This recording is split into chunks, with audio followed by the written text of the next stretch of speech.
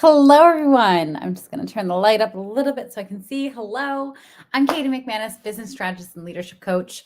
I'm coming to you for segment 4 of 5 of You Are You Needy for and Desperate for Clients. Now, I want to just acknowledge that I was supposed to do this yesterday, but I was so tired. I just opted to take a nap. And I wanted to share that because I want to just let you know that sometimes your job when you own a business, when you're low energy, is to take care of yourself. Sometimes you just need to take a nap, and that's part of your job. So if you're part of my napping crew, hello, welcome. Welcome to the family. I'm going to be doing episode 5 tomorrow. So you'll want to tune in for that. Today, I want to dive back into this thing that happens to so many of us when we're starting out. We are needy and desperate for clients because A, we don't know how to get them, so we're not getting them, and we're not making any money. And for business to survive and for humans to survive, we need money. So I'm going to be talking today more about thought leadership and more about the things that we hold ourselves back on that result in us not having clients.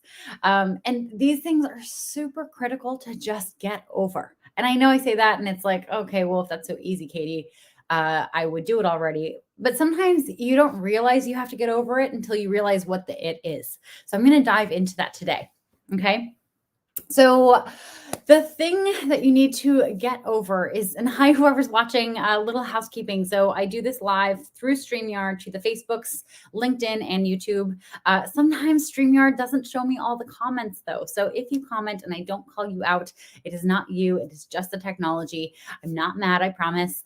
But if you do comment and have any questions, I love for this to be interactive. So hope you have any questions, you pop them in the chat. Okay. So oftentimes, if someone is needy and desperate for clients, what is actually happening on a core root level is they are holding the bar too high on the wrong things.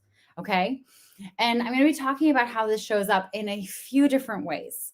Now, when I say holding the bar too high, I know many of you are going to go to, oh no, she thinks I'm charging too much, or oh no, she thinks my idea is bad, or oh no, whatever. Enter your story here. Not necessarily what I mean. And I'm going to get very specific on the things that you're holding the bar too high on. Okay.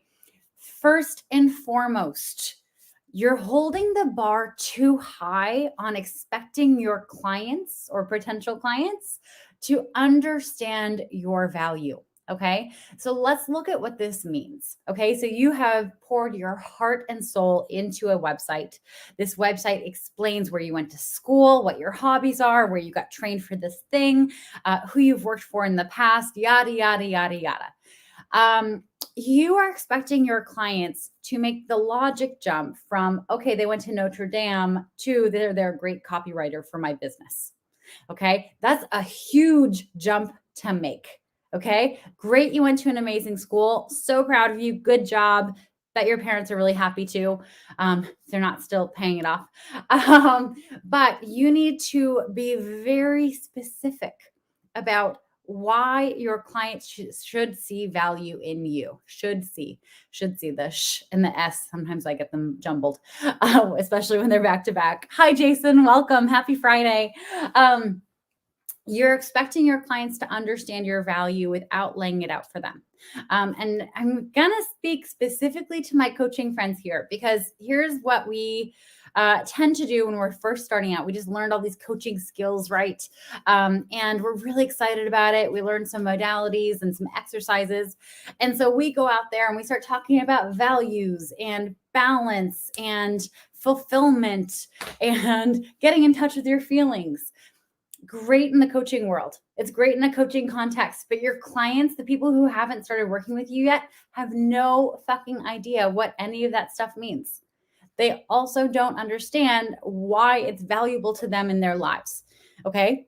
So you have to translate what you're saying into their speak. Okay. You have to talk about the problems that are happening in their lives, the symptoms that are coming up. You can't expect them to make the logic jump that they're suffering in their marriage and really they have to just figure out what their values are. It's not going to work. Okay. So that is one way in which you can be holding the bar too high.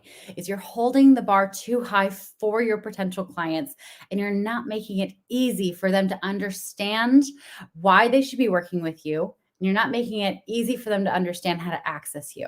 Okay? So that's number one. Okay? So you're holding the bar too high for your potential clients. Now, the next couple I love because I used to do this. I used to hold the bar too high for myself to be perfect. Okay. And when I say perfect, like perfect hair, perfect makeup, perfect outfit, I wanted everyone to believe that I had the perfect life, especially when I was more in the life coaching realm. Because who the hell was I to coach people on their lives if my life wasn't perfect? Okay. This was the mindset I have, and this is the mindset I hear a lot. Oh, Jason, that's such a great point. Thank you, Jason. I love being told I'm making great points. And I agree. But anyway, so we hold ourselves to this standard that we have to appear perfect. And I think, I don't know, I'm just going to assume here that it comes from seeing beautiful movie stars in magazines and seeing airbrushed photos and going onto Instagram and seeing influencers working poolside in their bikinis with their laptops. Um, let's just pause on that for a second because I don't know if you've ever worked on your laptop outside. The sun overheats it. And if you're in the sun, guess what? I hope you're wearing sunscreen. I really do because melanoma is a serious concern. And I don't know if you've ever tried to be on your laptop while you're covered in sunscreen. Your keyboard gets super oily and disgusting. Okay. And then it can leak into the machine and just make it go haywire. Okay. So those pictures are not real. Okay. And if they are, they're not actually working on their computer. Okay. So this whole perfection thing, I want to use an example. So say I'm a little overweight right now. We've been in a pandemic. Who isn't? I'm not going to hire the personal trainer who is stick thin and has never struggled with her weight and who doesn't eat bread. Nah, I love bread. Bread is one of my favorite food groups. Anyway, no, I'm going to hire a personal trainer and nutritionist who has also struggled with her weight, who maybe is overweight right now, but comes up with realistic strategies and fun workouts that keeps me invested in it, rather than someone who's just like, well, this is just easy. I've done this my whole life. Okay, the person who has gone through the same thing, I'm going to relate to a lot more. They don't have to be perfect. Actually, being perfect would make me not trust them. Okay. So you're out there trying to look perfect and act perfect and say the perfect things. What you're actually doing is creating dissonance between you and your audience. Okay. Because they want someone who understands their unique ways that they're screwed up. Okay. They don't want to hear how the perfect person has the perfect life. No one is reaching out to Gwyneth Paltrow to to have her change their life. I mean, Goop is just like one of these crazy companies. I don't know how they make money. It's probably just anyway, I'm not going to speculate. But so that's one way in which you're setting the bar too high. Okay. You don't have to be perfect. Far from it. You can be open about being imperfect. It makes it so much easier for your clients and your audience to be like, oh my God, they work on this thing and they struggle with it too. Oh, cool. So I won't feel embarrassed about struggling with it if I work with them. Okay. So perfect is the worst thing you could be. The next thing I see a great deal is people trying to prove to the world at large that they are an expert in a space, which, oh, someone's calling me. Oh, I'll call them back. Anyway, it's the guy who I think is going to be moving my stuff from San Francisco to Philadelphia because everything's still in storage out there. But we're 3 hours ahead, so I'll be able to call him after this and it'll be fine. Anyway, just so you guys know my life. Anyway, so here's the thing. If you're an expert in something, you don't have to prove you're an expert. Okay? That's it. We don't see Anthony Fauci going out and trying to prove that he knows stuff about viruses. Just doesn't happen. So one of the things that happens when you try to go out there and prove that you're an expert in something is you talk over your audience. Okay. So let's say, for instance, that you're a lawyer. Okay. And I'm already regretting using this because I don't know a lot of lawyers speak. So you're a lawyer and you're going out and you're saying, you're talking about the problems that happen in your area of the law. Maybe it's like real estate law. And you're talking about Section 1A of the Pennsylvania statute. And oh, I do know lawyers speak. And how it can create problems in this amendment and that, and blah, blah, blah, blah. I don't know what you're talking about, and neither do your clients. Okay, so you're out there trying to show, see, I'm smart. I went to law school. I learned the words. I know how to put them together in a sentence that kind of makes sense to other lawyers. So you're showing off that you're an expert. Here's what's actually happening is your audience is seeing this and they're thinking, okay, cool. I don't know what any of this means. So I cannot comment here because I don't want to look dumb. So you're making yourself look smart at the expense of your potential clients who don't want to look dumb. Uh, but they do feel dumb and they're not going to engage and they're not going to ask you questions because what if they ask you a dumb question and you come back with them with more stuff that they don't understand?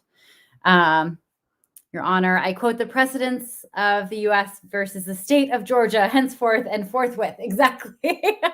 Jason knows. I mean, I'm sure that means something, but I don't know. So, anyway, when you try to be an expert, what ends up happening is instead of showing your audience how much you know and impressing them and getting them, banging down your door, wanting to hire you, you completely fucking alienate them.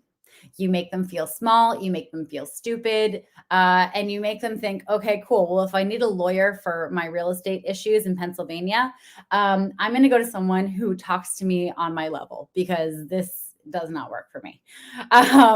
And the other thing that happens is, if you're speaking expert speak, who are you talking to? Okay, if you work in a very specific area, your post is going to be very specific. So that means that not a lot of people are going to be able to engage on it. Jason, you don't make yourself look great by making others look stupid. 100%, exactly what I'm saying. So there's so there are very specific posts that you can make. For instance, like this is for business owners, right? This is not a crowd pleasing live that everyone is going to tune into and be completely engaged on. I know, crazy. However, if I were to do a live with my puppy and show you guys like all the fun tricks that she knows that she doesn't know how to do, that's a bad example. But if it was a crowd pleasing thing that everyone could engage on, it would get a lot more views. It would get a lot more comments. It would get a lot more likes. When you are trying to get known, you want to have a variation between here I am, here's a crowd pleasing post, and here's something specific that I do. And you want to have a very clear call to action. Now, if you're doing expert speak in either one of those, the first one's going to flop because people want to hear about babies and dogs, new homes, and what you ate last night, whatever. They're not going to comment on your post about the specific thing. And if you're talking over people and then having a call to action, no one's going to book with you. So it's just across the board, not an effective tactic. The other ways in which this shows up is that, like, say you're holding yourself back to go live because you're waiting for like the perfect camera and the perfect ring light, and you have to invest in all this equipment and it has to be amazing. No, you don't. This is literally the camera on my computer. I don't use any special equipment. I have a ring light. I had a smaller one until a former work husband, Jeremy Kunkel, if you're watching, hi. He sent it to me just as a random surprise gift. And so now that's the ring light I use. Before I had this little like 12-inch one. So if you're holding yourself back because you don't have the technology, you don't have the right things, cut that out. That's the dumbest ass reason to hold yourself back from going out and being of service to the world and making some money doing it. Okay. You don't have to be perfect. You don't have to have the perfect setup. You have enough just as you are right now. Okay. You are enough. Don't hold back just because you feel like things aren't exactly how they should be. If you're doing that, I guarantee you're watching people like Marie Forleo or Gary Vee. And let me tell you something about them. They're multi-million dollar businesses. They have marketing teams that follow them around. They constantly go to events where they're speaking, and they set up times where they're talking to people behind the stage, and giving them advice with a camera crew right there capturing it. And as soon as it's captured, that camera crew is sending the footage to the studio where it's getting cut into a million different pieces of content. And then it's being dispersed around the world. Okay. Through all the social media platforms. I don't know about you, but I'm not independently wealthy. I'm not making millions in my business yet. So I can't do all that. I have actual clients to serve. And so don't hold yourself to the standard of the big fish when you're still a guppy. There's nothing wrong with being a guppy. You're meant to grow, and you can get there if that's what you want. And Jason, just so you know, you're headed there.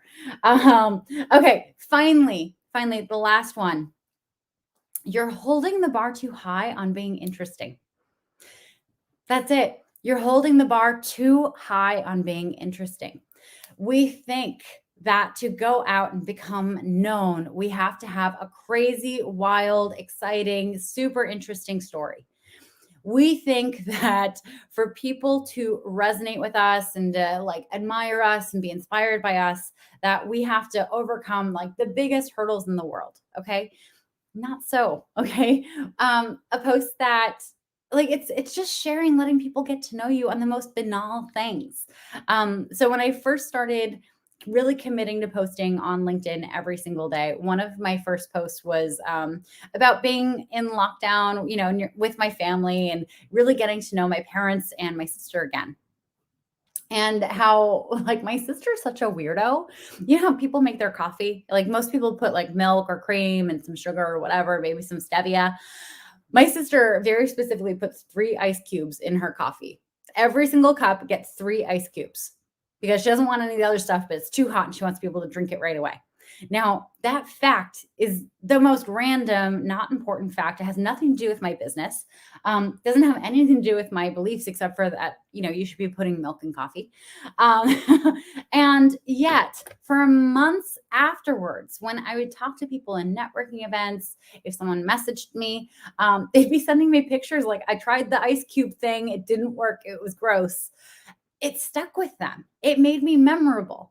Okay. It was a stupid factoid about my family, about my sister, who, she knows I make fun of her for this all the time. When she literally moved into a new house, this is funny. My parents got her a 5-pound bag of coffee from the place we order from in California. And she came back the same day after moving into the new house because the ice machine in the freezer hadn't been able to generate ice yet because they just plugged it in. So she came back to my parents' house and grabbed a big Ziploc bag full of ice cubes. Anyway, back to the point. You're a really bad judge on what people will find interesting about you. Okay. And this is true for everyone. I don't care who you are. And like people have a hard time, like, okay, so say you did something really exciting. Say you became like president of a small country. Great. I can't relate to that. I cannot relate to that. Say you're a CEO of a Fortune 500 company. Amazing. Congratulations. Good for you. I have no idea what that's like. But tell me, like David Fryman did, about the time that you put your coffee on the roof of your car and you drove off and you heard the plop and you're like, fuck, that was my coffee. I was really looking forward to it. And you get out and you look and you see that it landed right side up and it barely spilled. Tell me that. And I'm like, oh my God, I would live for that moment. I can totally relate to that. Share with me about your Christmas family traditions. What kind of cookies do you make? And I'm going to remember that. I'm going to feel like I know you. It doesn't have to be a big splashy thing. It just has to be an insight into who you are, just enough so I can feel like I know you, so that I can feel like I trust you and that I maybe like you. And then at the point where you go and tell me on another post what you do, I'm going to give a fuck, right? Give me a reason to give a damn. Social media, I mean, it gets so much hate because everyone's out there posting the most perfect things and sharing airbrushed photos. But actually, it's this beautiful gift. We have I can't even speak, amazing way to build relationships across continents, around the world in different time zones, hemispheres, everything. And relationships beget business. Okay. You don't have to go on there and just go for business. You can go on there and develop relationships that will feed your business. And it's not done by being super interesting. It's honestly done by being pretty fucking boring. Anyway, and Jason, haha, I'm not sure what you were laughing at, but I'll take it. Anyway, so we're about 20 minutes in. Luna is going to be harassing me soon to go to the DOGPARK. I have to spell it now because she knows the words and she freaks out. And I don't want to have to put you guys through that. So I'm going to sign out for now. Tomorrow, I'm going to be doing that super long live on the LinkedIn, or not the LinkedIn, on the Instagram, because I took a nap yesterday instead of doing it. So hopefully you'll tune in then. Jason, oh, thank you as always for these amazing insights. Oh, always. I love sharing this. And I'm so glad it was helpful. And thank you all for joining. Hope you have a great weekend, and I will talk to you all soon.